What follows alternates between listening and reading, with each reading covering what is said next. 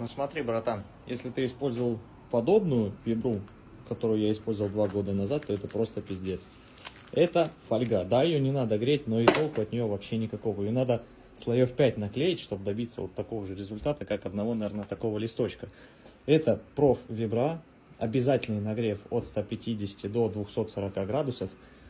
И ей, ну, честно говоря, по барабану, то есть, я не знаю, как тебе объяснить, как тебе показать. То есть, на это уже реально эта мощь идет. Ее разрабатывали топовые спортсмены по SQ-системам, поэтому это реально качественная и топовая вибра.